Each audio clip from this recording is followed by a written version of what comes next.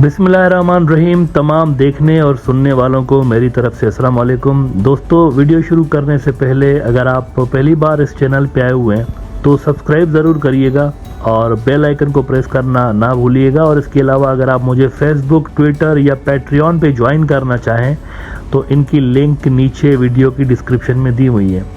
और अगर आप मेरे लिखे हुए बुक्स पढ़ना चाहते हैं तो उसकी भी लिंक नीचे डिस्क्रिप्शन में मौजूद है।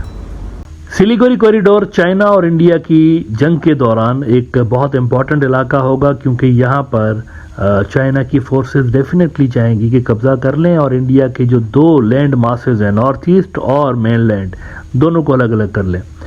अब इस हवाले से ब्रॉडर व्यू के पिछले कई एपिसोड्स में आपको बता चुका हूँ कि इंडिया की जानिब से ये जो कोशिशें की जा रही हैं कि मुख्तलिफ़ किस्म की फोर्सेस वहाँ पर डिप्लॉय कर रहे हैं लाखों की तादाद में इस छोटे से इलाके में, और उसके जवाब में चाइना के पास क्या क्या काउंटर हैं, ऑटोनोमस ड्रोन्स, उनके लेज़र वेपन्स, उनके आर्टिफिशियल इंटेलिजेंस से चलने वाले हथियार, ये सारा कुछ उनके पास मौजूद है, जिनके चलते इंडिया के लिए ये पॉसिबल नहीं होगा कि वो चाइना से अपने इस इलाके को बचा सके। और अगर वो इस इलाके को नहीं बचाएंगे तो 7 सिस्टर स्टेट्स जो हैं वो अलग अलग रियासतों में, अलग अलग मुल्कों में कन्वर्ट हो सकती हैं, तब्दील हो सकती हैं, इंडिया उनको खो सकता है।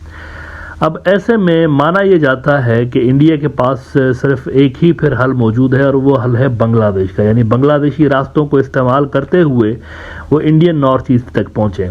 लेकिन प्रॉब्लम यह है कि इंडिया के पास इतना ना तो डिप्लोमेटिक असर है ना मिलिट्री असर है कि वो अब बांग्लादेशी जो इलाका है वो अपने कब्जे में ले ले ज़बरदस्ती या फिर उनकी कंसेंट के साथ। ऐसा इंडिया अपने बलबूते पे कम से कम नहीं कर सकता। तो ऐसे में जो एक पॉसिबल सिनारियो है जिसको इंडिया यूज़ कर सकता है, उस पर आज बात करते हैं कि इंडिया किस तरीके से बांग्लादेश के ये जो रास्ते हैं इनको यूज़ कर सकता है नॉर्थ ईस्ट तक पहुंचने के लिए, ताकि सिलीगुड़ी कॉरिडोर के ऊपर जो इतना बड़ा रिस्क उसके सर पे मंडला रहा है उसको वो डाइल्यूट कर सकें।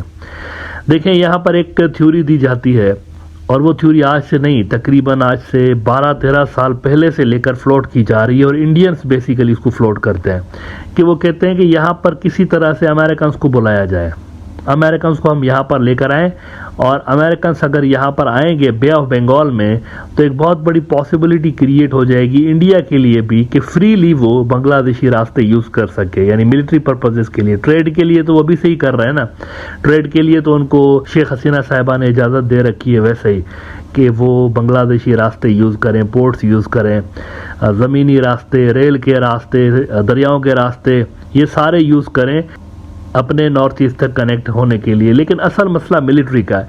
इंडियन मिलिट्री कैसे चिकन नेक को बचाएगी, तो उस हवाले से मिलिट्री मकासद के लिए बांग्लादेशी सॉइल चाहिए। तो अमेरिका अगर यहाँ आता है किसी तरह से, अगर वो आ जाते हैं यहाँ पर, तो इंडिया के लिए ये मसला हल हो सकता है। ये जो चिकन नेक वाला मसला है वो हल हो सकता है। वो यूं कि अमेरिकन यहाँ पर अगर बेस बनाते हैं, जिस पे वैसे एज आई सेड 10-12 साल से बहस चल रही है, तो इंडिया फिर अमेरिका का पार्टनर है, और इंडिया भी इंडो पैसिफिक स्ट्रेटजी का अहम तरीन हिस्सा है। तो अमेरिकन्स की आड़ में इंडियंस भी अपना काम चलाते रहेंगे, और वो इन रास्तों को, इन अमेरिकन फैसिलिटीज़ को अपने मकासद के लिए भी यूज़ कर सकते हैं। 2012 में ये एक बहस छिड़ी थी कि बांग्लादेश के अंदर अमेरिका अपना कोई फौजी अड्डा बनाना चाहता है, और उस वक्त का जो बांग्लादेश का फॉरेन मिनिस्टर था दीपू मुनी, उन्होंने कैटेगोरिकली रिजेक्ट कर दिया था इस आइडिया को। उन्होंने कहा था कि हम नहीं देंगे, अपनी जो ज़मीन है उसमें किसी बार की फोर्स को फौजी अड्डा बनाने नहीं देंगे। ये ज़रा आप 2012 का, अप्रैल 2012 का द डेली स्टार देखिए, इसमें वो कहते हैं कि Bangladesh won't allow US military base says foreign minister. तो ये बहस पुरानी है, 10-12 साल से लेकर ये बहस चल रही है कि यहाँ पर अमेरिकन को लाकर सेटल किया जाए।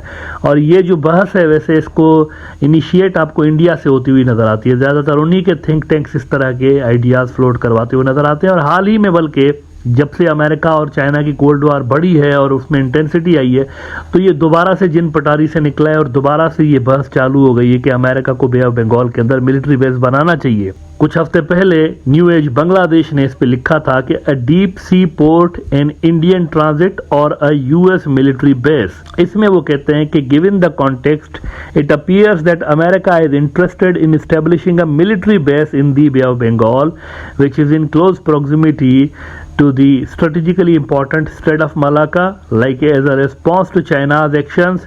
The unanswered question is whether Matrabari will serve as a transit for India and military base for America. 2-in-1 मकासद के लिए भी इस्तेमाल हो सकते हैं कि इंडिया उसको ट्रांजिट के लिए यूज करे। Now that transit could be military as well, सिर्फ ट्रेड नहीं मिलिट्री भी, क्योंकि अगर वो फौजी अड्डा हो जाता है अमेरिका का तो फिर वहां मिलिट्री ट्रांजिट इंडियंस की क्यों नहीं हो सकती वहां से। और आगे वो कहते हैं कि the agreement between Japan and Bangladesh to build a deep sea port at Matarbari using Japanese funds and expertise was preceded by Sheikh Hasina's recent statement in parliament on April 10.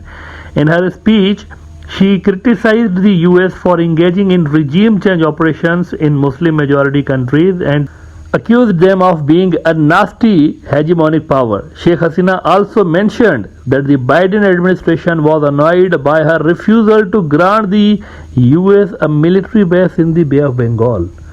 तो 2012 में जो चीज़ें सोर्सेज के हवाले से कही जाती थी या थिंक टैंक्स के अंदर कही जाती थी कि बे ऑफ बंगाल में अमेरिकन को आना चाहिए, उनका मिलिट्री बेस होना चाहिए, उसके बारे में अब बांग्लादेश की प्राइम मिनिस्टर पार्लियामेंट के अंदर खड़े होकर बता रही है अपनी कौम को कि देखिए मैंने मना कर दिया। मुझसे वो कह रहे थे कि आप हमें मिलिट्री अड्डा बनाने दें, लेकिन मैंने मना किया। ना अगर यहाँ पर मिलिट्री अड्डा बन जाता है तो इंडिया के लिए ये बहुत बड़ी सक्सेस होगी। इंडिया फिर बेहतर तरीके से चाइना को नॉर्थ ईस्ट में काउंटर कर पाएगा। और वो जैसे अफगानिस्तान के अंदर अमेरिकन इन्फ्लुएंस को यूज करके और ये जताने की कोशिश करते थे कि they are the player in Afghanistan, लेकिन वो प्लेयर थे ही नहीं कभी शुरू से लेके, वैसे ही वो यहाँ पर अमेरिकन इन्फ्लुएंस को यूज करके और नॉर्थ ईस्ट के अंदर चाइना को काउंटर करने की कोशिश करेंगे। It is quite possible. अब अमेरिकन बनाते हैं अड्डा नहीं बनाते हैं वो तो वक्त ही बताएगा, लेकिन कंबोडिया के अंदर चाइना का जो मिलिट्री बेस है वो तकरीबन फाइनल हो चुका है।